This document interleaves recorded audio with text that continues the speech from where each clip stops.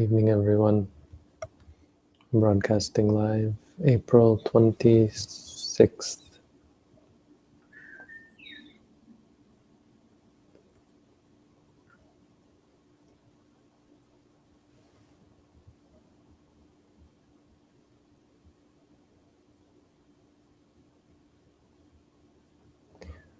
Today's quote, again about anger,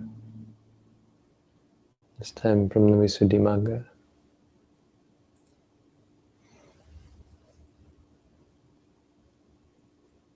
It's under the teaching about metta. So in order to cultivate metta, you have to be skillful in overcoming anger. And yet there's this set of verses that forms tonight's quote.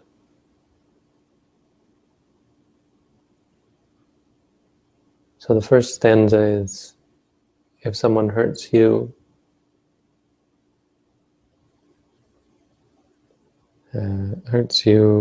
insofar as they can, they've done whatever they can to hurt you. That makes you hurt once.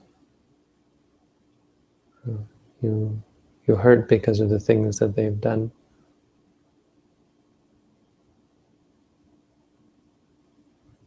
And then the question is, the question you should ask yourself. So this quote is actually supposed to be directed to yourself. When you get angry about something someone has done to you, you should ask yourself, why do I want to hurt myself again? Why am I sitting here hurting myself because someone has hurt me? Why am I doing it again? Why am I making it twice as bad? Why am I helping my enemies? Or people who want to bring me suffering, why do I suffer? We think that anger is a valid response, a proper response to anything, really. The Buddha said if you're in pain and then you get upset about it, it's like you have a thorn or a splinter in your skin, and you take another thorn and you try to gouge it out. You make it twice as bad.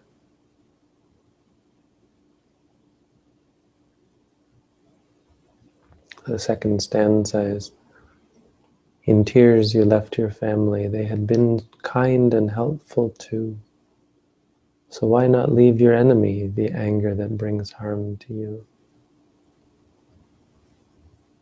So we left behind all that was dear to us to come to meditate, to cultivate spirituality. We give up all the good things, and all the good things or pleasurable things in the world.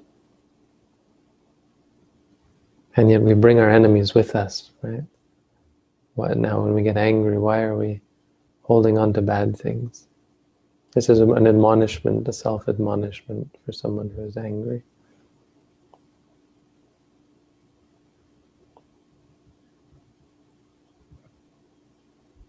Actually, it's generally easier to give up anger than it is to give up greed or craving. And so this kind of admonishment is actually quite, it's fairly simple. You just remind yourself that this is hurting you, this is harmful. The anger, the reaction, the judging.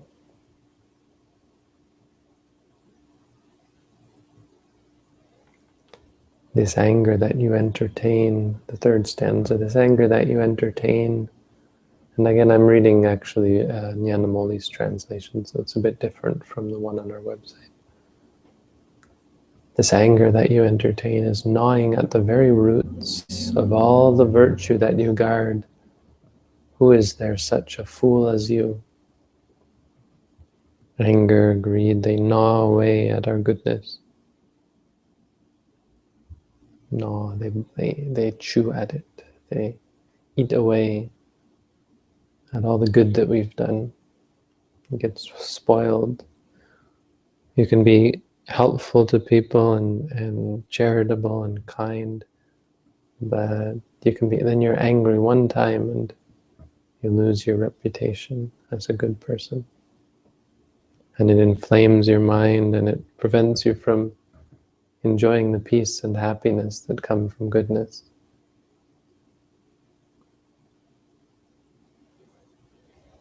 And remind ourselves of how it's eating away at our virtue.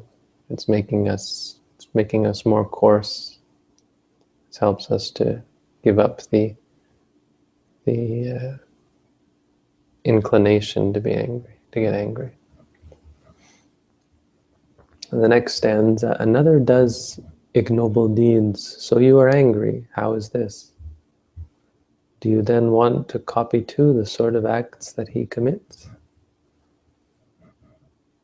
So this person has done something evil, and it is evil. And so why in the world are you now, who believed that it was wrong, why are you now doing the same thing? That's a curious point, because when you get angry at someone who's evil, you're joining them in their evil. In fact, the Buddha said, and it mentions in this up above, that it's worse to get angry back at someone. It's a worse evil. Someone's angry at you and you return the anger, that's worse. Because we all get angry. Anger comes, and if we love each other, then we let each other vent. When someone gets angry at us, we appreciate what they're saying, we listen, and we try to calm them down and appease them in some way. But when you get angry back, then you start the fight, you start conflict. That's when the real problem is. So, and this is a good lesson, we judge each other very much, and if someone gets angry, we get angry back. If someone is greedy, we get upset at them. If someone is arrogant and conceited, we get angry and upset about the bad things in others. And then, that makes us just as bad. And moreover, we're too critical of ourselves and critical of each other. In monasteries, it's quite common for new monks to come and just roundly criticize every other monk, all the old monks, all the monks who have been there for a long time, because they're not perfect. With this kind of conception that if you're not perfect, then you deserve to be criticized. But really, if you're not perfect, you deserve to be helped, to be supported and directed and guided and pushed and prodded in the right direction, sure. But to denounce someone because they're imperfect, that's not the Buddhist way. For more reasons than one. Because it's useless, it's unhelpful, and because it's harmful to yourself as well.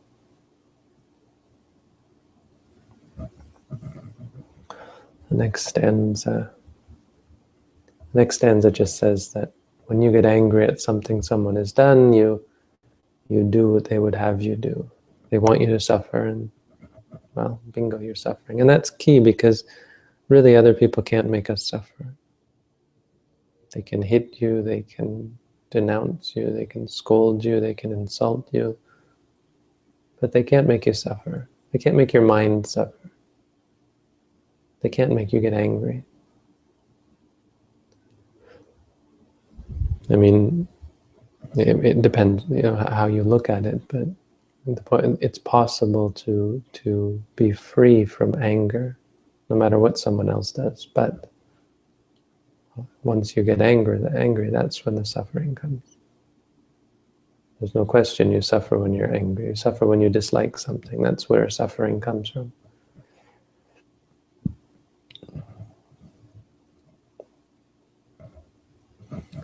Next stanza.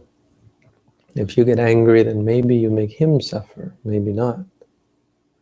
Though with the hurt that anger brings, you certainly are punished now. So when you get angry back, usually it's because you are thinking of ways to retaliate, right? To seek revenge. And so there's like, well, maybe you can find revenge. Maybe you'll actually end up harming the other person and getting revenge. We don't know, it's possible. But what's certain is that you're punishing yourself with your anger. And you punish yourself more if you seek revenge. If anger-blinded enemies set out to tread the path of woe, do you, by getting angry too, intend to follow heel to toe? You intend to follow these anger-blinded enemies. If hurt is done you by a foe because of anger on your part, then put your anger down, for why should you be harassed groundlessly?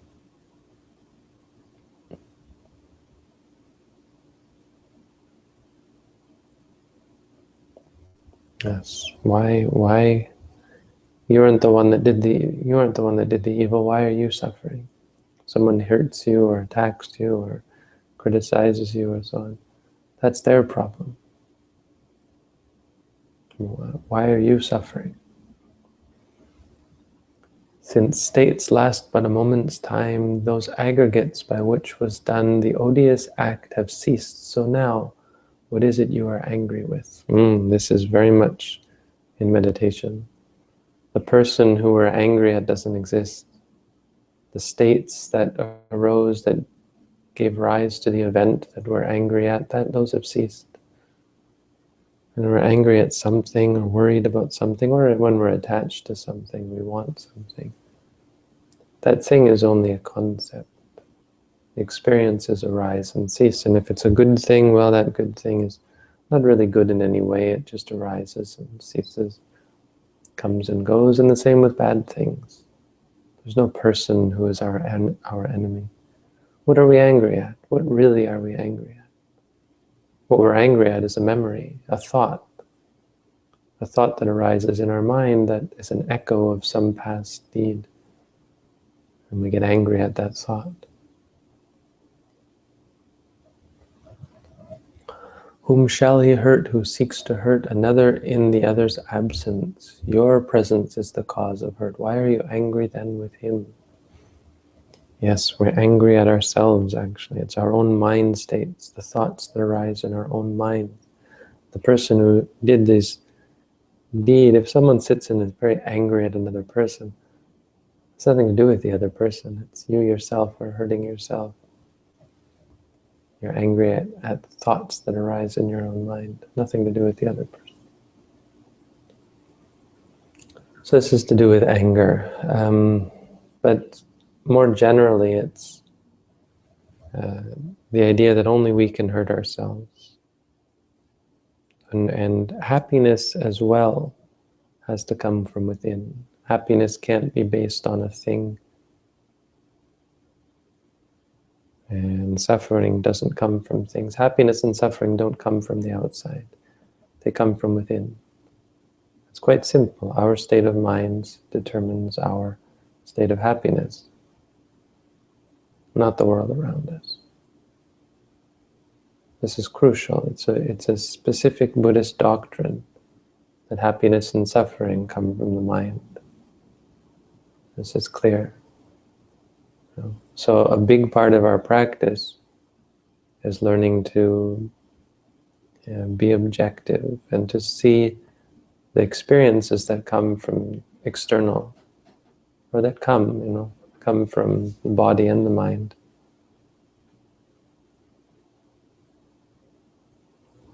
To see them with wisdom.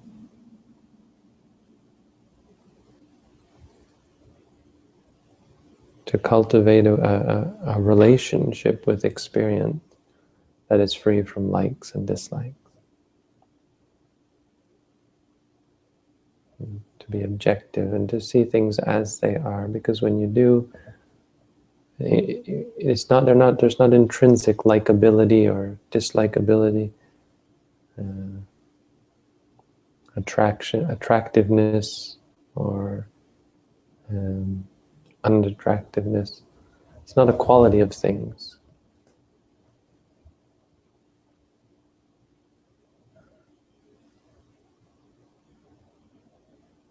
And so when we look at things as they are, we find that they're not attractive. We don't give rise to the attraction. Attraction and aversion, they come from not seeing things as they are. That's key as well. Because it could be otherwise. Mostly we think it's otherwise. We think that some things are intrinsically beautiful or desirable, some other things are not, are intrinsically dislikable, a direct cause for disliking. That's not true. When you see things as they are, it's only because of delusion because of misconception, that we have desire and aversion.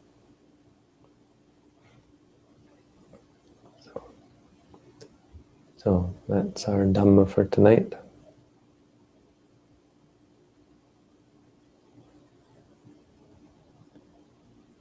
If you're interested in the Visuddhimagga, we're actually studying it on Sundays, but we're most of the way through it already. Visuddhimagga is, I appreciate the Visuddhimagga. It's a sort of more like a manual, or a reference guide. It's good for teachers. Also good for meditators, experienced meditators, I think. There's just so much in it, so many different, like this set of verses is quite useful. That's from the Visuddhimagga. Anyway, you two can go. You don't have to stay. I'm just going to answer questions if people have.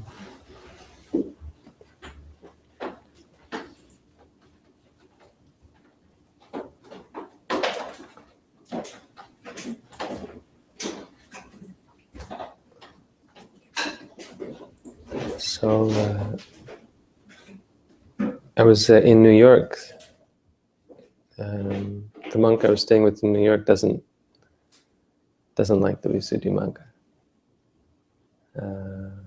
or the commentaries, or the Abhidhamma, which is very common with Western monks, especially in the Ajahn Chah group. Although he's not exactly with the Ajahn Chah group, they're so keen on the suttas, which is great. The suttas are just the most pure. But they're not. The suttas are not the only source of Buddhism, and the suttas are talks that were given, mostly that were given to the monks, given to certain people at a certain time, and so they have to be interpreted, especially because we're so far removed from that time and that place. And so, no matter what, you have to explain the suttas. And so either you follow the commentary explanation, the Visuddhimagga explanation, or you follow some modern commentator's explanation, and it turns out to be no better. It turns out to be actually usually worse, I would argue. Worse in the sense that whether you agree with it or not, far less rigorous, far less objective, far less comprehensive, far less in-depth. The Visuddhimagga it's incredible work. If you disagree with it or agree with it or disagree with it, it's amazing that someone actually wrote it, because it's huge and it's so in-depth and it's got so much in it. Remember, I was giving a talk when I was in Sri Lanka last time, and the man who was translating for me refused to translate because I was quoting the Visuddhimagga, and he said, "Oh, we don't follow the Visuddhimagga here." That was a first for me. I was giving a talk and the translator wouldn't translate. I think I was saying something mean or evil. So it's the Visuddhimagga tradition is fairly contentious to some people. Most Theravada societies, for the most part, they follow the Visuddhimagga. In Thailand, it forms the latter part of one's Pali studies. So any monk who studies higher level Pali will have to translate the Visuddhimagga into Thai and then translate Thai translations of the Visuddhimagga back into Pali. So they have to really memorize. Many of them basically, I think, will memorize the Visuddhimagga in Pali and English, which is impressive in itself. I mean, maybe not memorize, but come close.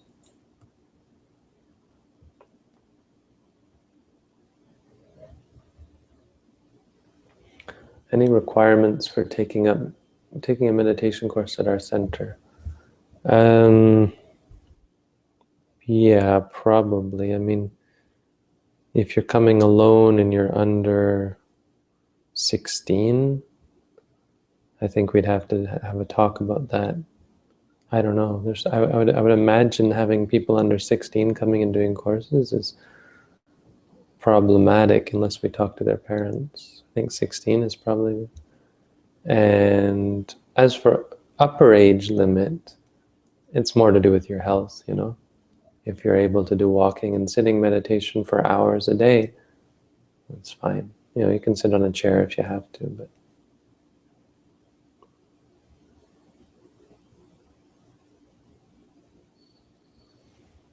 oh, I don't know, Robin. I haven't really thought about the future. I mean, there are some other things I'm looking at actually, but like actually the Anguttara Nikaya is a good volume, and I've started maybe collecting some good suttas from it.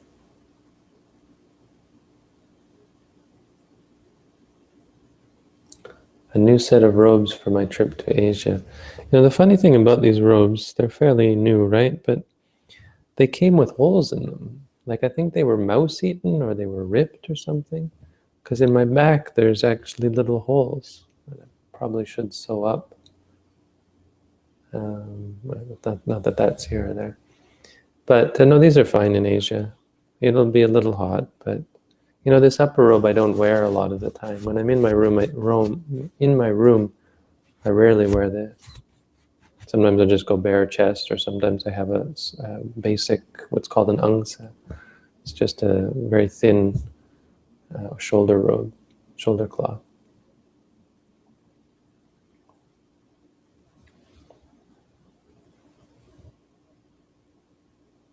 But these aren't that hot. It's just cotton, so it's actually not that hot. But it's going to be hot in June, so I'll try to go up and live on the mountain. I'm going to try to go up on a mountain in Sri Lanka, arguing with Sanka about that. Sanka wants me to stay in Colombo for 2 weeks. I'm trying to push to take a week out. He says a week isn't enough. I know it isn't. I mean, a month isn't enough. I could spend months in Sri Lanka giving talks every day, but not really keen on it. And then in Thailand, maybe go back up on the mountain as well. Probably not stay in Jamtong very long because it's probably pretty hot in June. Unless it started raining, it should be okay. But do we only have a few months left? Have we really gone through most of the year? Thought we started, when did we start? August or something? July, maybe? Time flies. Tempus fugit. Time flees.